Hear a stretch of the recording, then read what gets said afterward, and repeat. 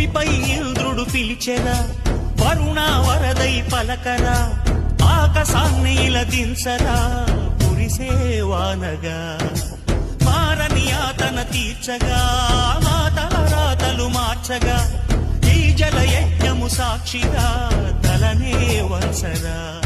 మహారాజు తాని సమిధల్లి మారి నిలువెల్లా వెలిగెరా, భోగాన్ని విడిచి త్యాగాన్ని వలచి తాపసిగా నిలిచెరా. జనక్షేమమే తన సంకల్పముగా, తన ఊపిరి హోమజ్వాలలుగా, స్వర్గాన్నే శాసించెనులా, అమృతమును ఆహ్వానించెనులా.